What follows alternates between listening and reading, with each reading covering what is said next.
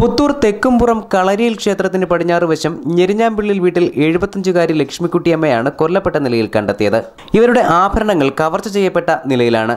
കുടുംബ വീട്ടിൽ ഒറ്റയ്ക്കാണ് ഇവർ താമസിച്ചിരുന്നത്. ബുധനാഴ്ച രാവിലെ 9 മണിയോടെ ലക്ഷ്മിക്കുട്ടിയമ്മയുടെ മകൾ സരസ്വതി അമ്മ വീട്ടിലെത്തി അമ്മയോട് കുറേ നേരം സംസാരിച്ചിരുന്നു. തുടർന്ന് ഇവർ മടങ്ങിപ്പോയി. ഉച്ചയ്ക്ക് 12 മണിയോടെ ഭക്ഷണവുമായി വീണ്ടും വന്ന സരസ്വതി അമ്മ വാതിൽ തുറന്ന് അകത്തു കയറി. അമ്മ ഉറങ്ങിക്കിടക്കുകയാണെന്ന് കരുതി ഭക്ഷണം മേശപ്പുറത്ത് അടച്ചുവെച്ചു.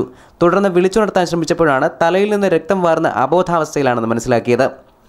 ഉടൻ അയൽവാസികളെ വിളിച്ചുകൂട്ടി വാഹനത്തിൽ കൊട്ടാരക്കര താലൂക്ക് ആശുപത്രിയിൽ എത്തിച്ചെങ്കിലും വഴിമധ്യേ മരണം സംഭവിച്ചു. കവർച്ചാശ്രമമാണ് കൊലയ്ക്ക് പിന്നിലെന്ന് പോലീസ് കരുതുന്നു. കാതറുത്ത് കമ്മലും വള മാല എന്നിവയും അപഹരിച്ചിട്ടുണ്ട്. തലക്കടിച്ചു വീഴ്ത്തിയ ശേഷം മൂർച്ചയുള്ള കമ്പി പോലുള്ള ആയുധം ഉപയോഗിച്ച് തലയുടെ വശത്തായി ഏൽപ്പിച്ച മുറിവാണ് മരണകാരണം. ഉച്ചയ്ക്ക് 2:30 കൊല്ലം എസ് ഐ KP ബാലചന്ദ്രന്റെ നേതൃത്വത്തിൽ പോലീസ് സംഘം എത്തി. ഫോറൻസിക് ഡോഗ് സ്ക്വാഡുകൾ 5 മണിയോടെയാണ് എത്തിയത്. കല്ലട ജലോത്സവം നടക്കുന്നതിനാൽ പോലീസുകാരുടെ എണ്ണം കുറവായതാണ് വൈകാൻ കാരണമെന്ന് പറയപ്പെടുന്നു. തുടർന്ന് SP-യുടെ നേതൃത്വത്തിൽ അന്വേഷണം ആരംഭിച്ചിട്ടുണ്ട്. കഴിഞ്ഞ കുറേ മാസങ്ങളായി ലക്ഷ്മിക്കുട്ടിയമ്മയുടെ ഉടമസ്ഥതയിൽ തൊട്ടടുത്തു തന്നെയുള്ള കെട്ടിടത്തിൽ വാടകയ്ക്ക് താമസിക്കുകയായിരുന്ന അനീഷ് എന്ന 24-കാരനെയാണ് പോലീസ് സംശയിക്കുന്നത്. സ്വവർഗാനുരാഗിയായ ഇയാൾ വാടക വീട്ടിൽ അനേകം സുഹൃത്തുക്കളെ മാറി മാറി താമസിപ്പിക്കുക പതിവായിരുന്നുവത്രേ. 1 മാസമായി ഇയാൾ ജോലി ചെയ്തിരുന്ന ബാറിൽ എത്തിയിരുന്നില്ല. എയ്ഡ്സ് കൺട്രോൾ സൊസൈറ്റിയുടെ പ്രവർത്തനങ്ങളുമായി ബന്ധപ്പെട്ട് നിൽക്കുന്നതിനാൽ ജോലിക്കെത്താൻ കഴിയില്ല എന്നാണ് ബാർ അധികൃതരെ അറിയിച്ചിരുന്നത്.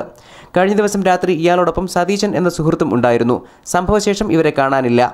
പോലീസിന് ലഭിച്ച വിവരമനുസരിച്ച് അനീഷ് എന്ന വ്യാജപ്പേരിൽ താമസിച്ചിരുന്നത് വർക്കല സ്വദേശിയായ നസീറാണ്. ഇയാളുടേതെന്ന് കരുതുന്ന SBI പാരിപ്പള്ളി ശാഖയിലെ ഒരു പാസ്ബുക്ക് പോലീസിന് ലഭിച്ചിട്ടുണ്ട്. News bureau, Kottarakkara.